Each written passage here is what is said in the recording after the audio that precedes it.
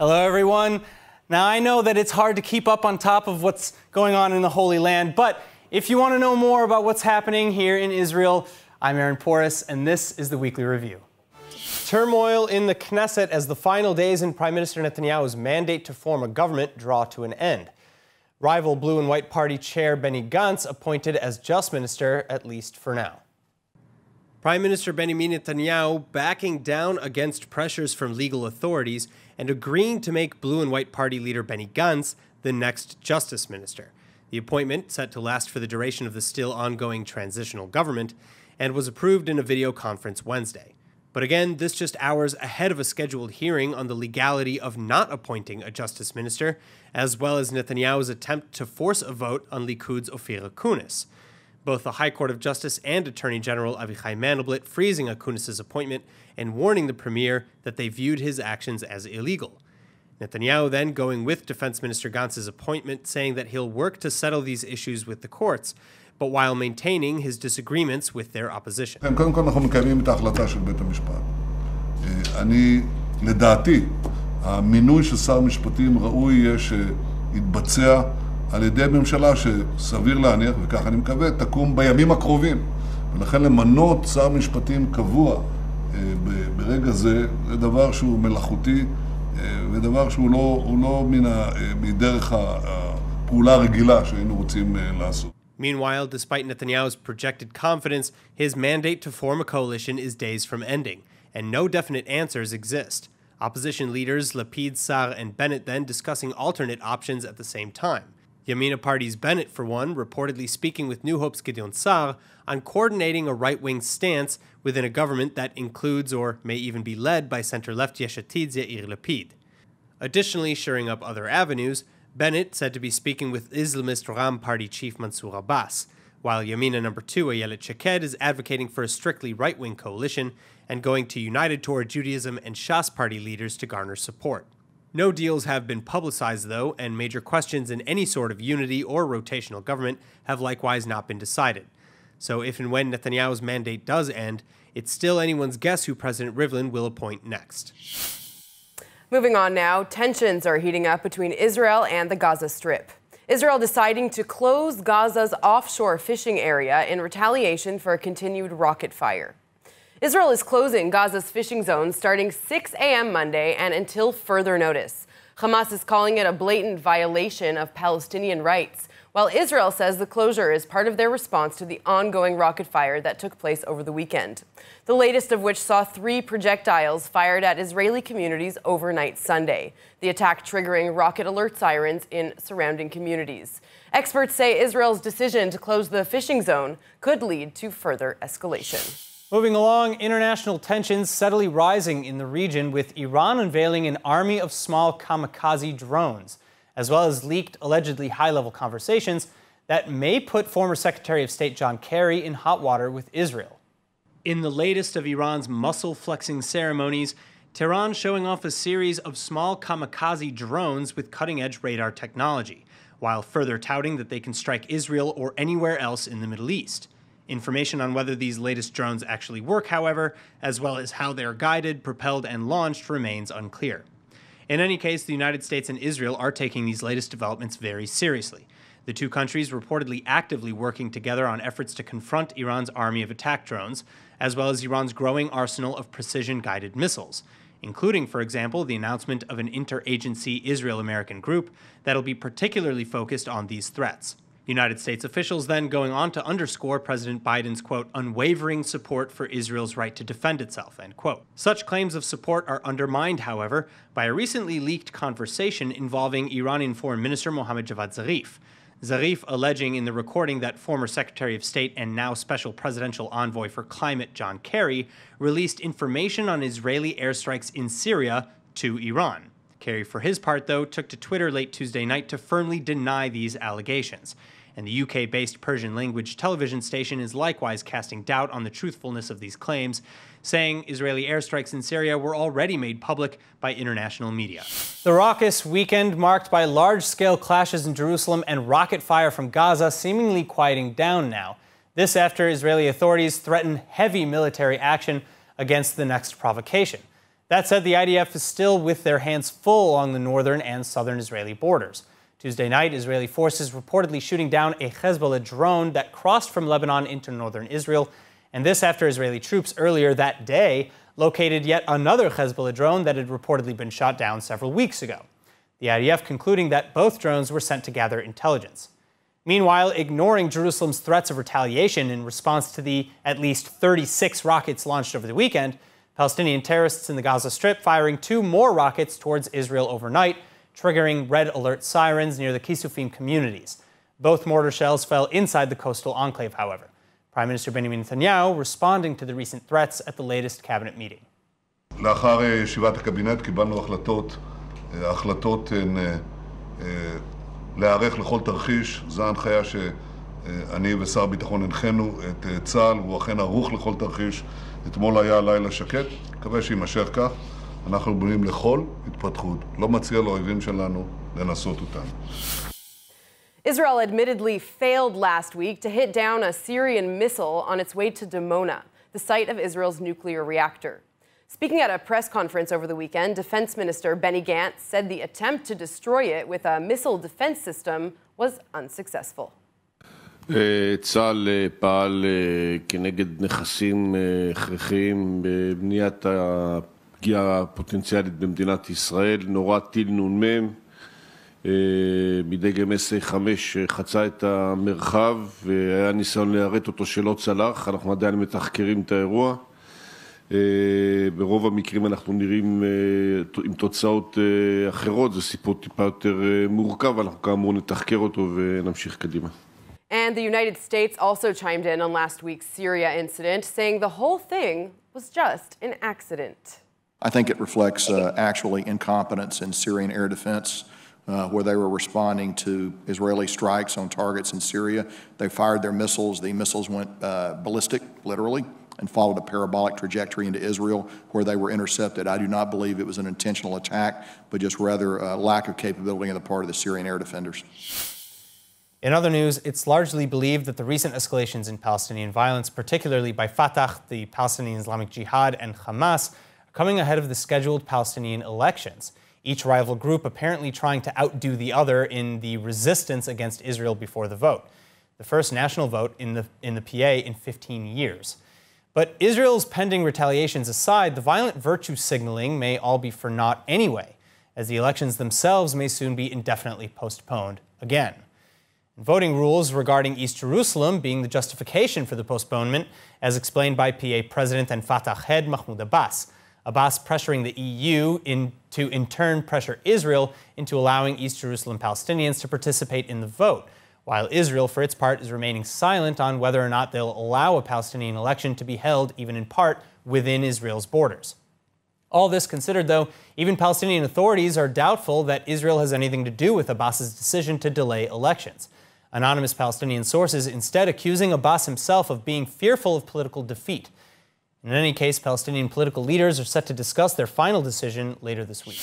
Palestinians gathered in celebration outside Jerusalem's Damascus Gate on Sunday night after barriers put up by Israeli police were removed, allowing them to access the square that became the focus of nightly Ramadan clashes. More in the next report. Palestinians celebrated as police barriers came down outside Jerusalem's Damascus Gate Sunday night, allowing them access to a square that's a popular meeting place during the holy month of Ramadan. Thousands filled the East Jerusalem plaza, many waving Palestinian flags. Scuffles broke out, however, as Israeli police waded into the crowd to confiscate the flags. Clashes in the holy city followed the start of Ramadan nearly 2 weeks ago. Protesters threw stones at police in riot gear, who tried to disperse them using horses and foul-smelling water. Anger also spilled into the West Bank over the Israeli police decision to prevent crowds from gathering outside of the historic Damascus Gate. Israeli Arab lawmaker Ahmad Tibi said he supported the decision to reopen the area. The one who took the decision to close it was mistaken. The decision to reopen is right. Now they stop aggression against Palestinians. It is a good direction and a good decision in the right direction. Violence peaked last week when Palestinian medics said 100 people were injured as Israeli police arrested more than 50 protesters. And rockets were fired from Gaza into Israel in solidarity. The protests were met by international appeals from Jordan, Turkey, and the UAE to reverse the restrictions at Damascus Gate and allow Ramadan gatherings to take place. Now, joining me with more on the ongoing clashes, I'm joined by Dr. Michael Barak, senior researcher at the Moshe Dayan Center for Counterterrorism. Dr. Barak, thank you so much for being with us. Now, starting with the so-called TikTok intifada, experts are saying that while the phenomenon of using social media to spread violence and hate has been going on for years, this is just the tip of the iceberg. What's coming on the horizon? So as you mentioned, this phenomena is not new. We saw it in 2015, 2016, how Hamas used the social media network in order to disseminate hate speech and to encourage Palestinians to stab Jews. This is what was called the intifada of the knives. And ISIS and other also jihadists, other terrorists are using these social media networks for their own goals. This is not something new. TikTok is only, as I said, it's a new platform. It was established in 2016 and it became very popular among the young people, especially from 10 years old to 20 years old. When someone is uploading his video to this platform, Hamas, especially when it relates to violence and hate speech, Hamas is taking this video and disseminate it in its own accounts. For example, in Twitter, Facebook, other platforms. Facebook is more problematic, and then it's become viral, and then it's very difficult to stop it. So what can be done to address this issue and to stem the abuse of these platforms? Because, as I'm sure you know, TikTok alone has billions of users. Right. So because let's remember ISIS phenomena, when it's used social media networks to disseminate this violence and hate speech. Facebook, Twitter, YouTube, Instagram, they managed to establish in 2017 the Global Internet Forum to counter terrorism. What does it mean? It's a cooperation between those technological companies to academia, to the civilian society, and with government in order to fight this hate speech in these platforms of social media networks. Now, TikTok has not joined to this organization. I think it's very urgent that TikTok will join to this organization and make sure to remove this hate speech from its platform. So TikTok is far behind. And I think this is, because of this vacuum, also other radicals are using it, for example, neo-Nazis and radical right-wing in order to disseminate hate speech. All right, well, as you said, we can only hope that TikTok and other social media platforms that exist or are coming up will do their best to clamp down on this rise of terror. Thank you again so much, Dr. Barak. Thank you for having me. Now, in big news, Israel and Lebanon announcing plans to renew talks next week over the controversial maritime border. Hannah Rifkin reporting. On Thursday, Israel and Lebanon announcing an initiative to restart negotiation talks concerning the disputed maritime border. And U.S. President Joe Biden is set to mediate the talks, reportedly scheduled to begin Monday. Indirect talks between the two countries actually began back in October of 2020, though before quickly falling apart. The two countries failing to come to an agreement over the gold mine maritime area, which is extremely rich in oil and natural gas deposits. In any case, these talks marking a historic moment in history, as technically speaking, Israel and Lebanon remain in a state of war and have had no diplomatic relations following decades of conflict. Further, if talks are successful, the maritime border will greatly benefit both sides, leading to lucrative oil and gas deals. That said, Lebanon likely much more desperate for as much control over the area as possible, the country still experiencing its worst financial and economic crisis in its modern history. Meanwhile, in COVID-related news, the United States Level 4 travel warning against Israel being reduced just days after being raised, indicating an odd back and forth from the State Department. Earlier listed as Level 3, aka reconsider travel, The travel advisory for Israel was raised to a level 4, or do not travel rating, along with the UK, Canada, France, Mexico, and Germany, among others. It was only after skeptics pointed out that Israel's COVID rates were plummeting, however, due to its vaccination campaign, that the State Department backtracked. That said, officials on the Travel Advisory Board then still requalified their assessments, saying that Americans in Israel should still exercise increased caution due to terrorism and civil unrest. From the streets of Paris to Tel Aviv to New York, thousands of protesters demanding the French courts reverse the decision not to try the murderer of Sarah Halimi, killed in a violent anti-Semitic attack. Take a look. D'abord crier, j'ai tué le shaitan. Encore une imprécision. Quand il a fini de tuer. Massive protests sparked up around the world on Sunday after a not guilty verdict in the murder case of Sarah Halimi this week. In Israel, thousands gathering outside the French embassy in Tel Aviv, waving French and Israeli flags and "Shame on France" signs high into the air.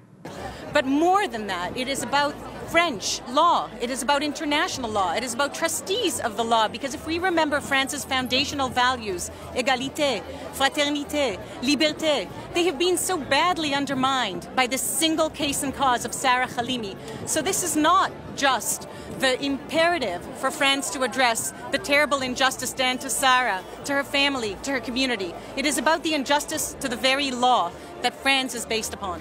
Lawmakers and Jewish groups alike calling for massive reform in French law, as under the current law, people cannot be held criminally responsible for actions committed while fully losing their judgment due to drugs or psychiatric disorders. In this case, the court blamed cannabis.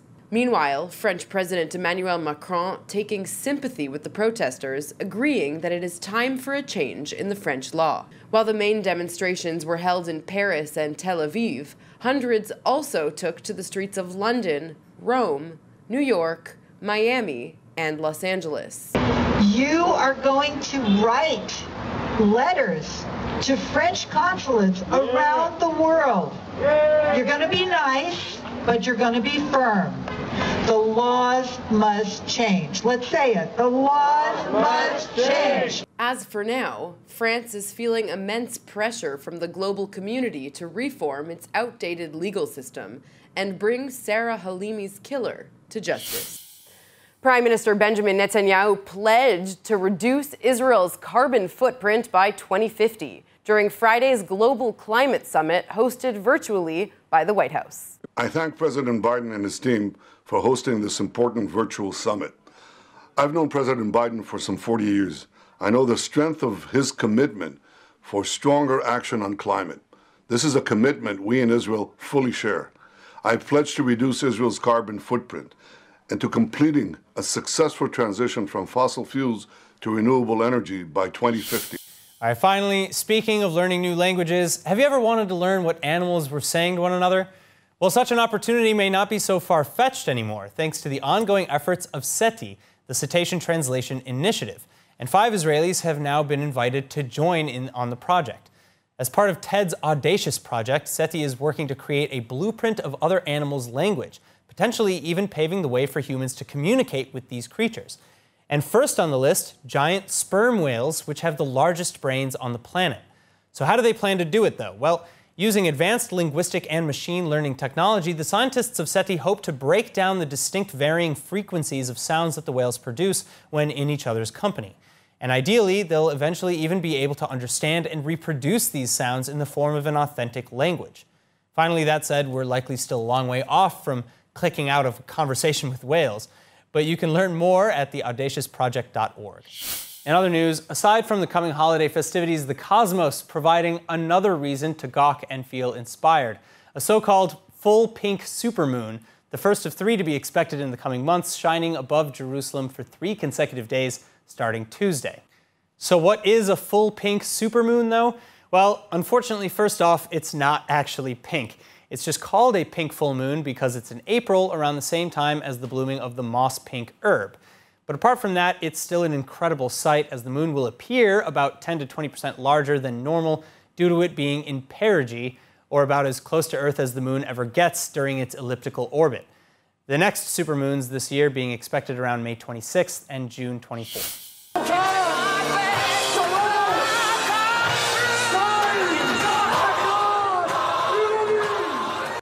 Well, this is exciting news. Israel's Ironi Nes Ziona basketball team won the FIBA Europe Cup title on Sunday evening. The team taking the trophy after an 82-74 win against Poland in the Final Four in Tel Aviv. In one of the first large sporting events since the outbreak of COVID-19, around 4,000 spectators were cheering on that win. And finally, residents of Israel's south may have found themselves swatting insects over the weekend as a plague of locusts swarmed the area. The cloud of yellow insects flew into the areas surrounding Eilat and the Arava, with some even coming from the sea. The yellow color is an indication of their age, as these bugs are mature and skilled flyers. Throughout history, locusts have been symbolic of major devastation. As depicted in legends and ancient texts all over the world, plagues of locusts were said to cause famines, human migrations, and untold destructions, the most famous example being the biblical plague of locusts in the Exodus. Regardless of their legendary reputations and the sheer size and numbers of the current swarm, the locusts pose no danger to humans or animals whatsoever. Now, lastly, just your usual Tuesday night in Tel Aviv, a man walking into a luxurious skyscraper in the heart of the country, accompanied by his horse. On Tuesday night, security cameras capturing the bizarre situation, a man entering the elevator in the Tel Aviv apartment complex accompanied by his equine companion. And the two riding the elevator all the way up to the 6th floor, reportedly to visit a friend. Footage of the event making its way into the WhatsApp group for the residents of the building, though, causing a big uproar. And police launching an investigation into the incident, already arresting 2 suspects, while also involving veterinary services. In any case, the moral of the story is, of course, that next time you push an elevator button, be prepared for anything. And that's it for ILTV's Weekly Review. I'm Aaron Porras. See you next week.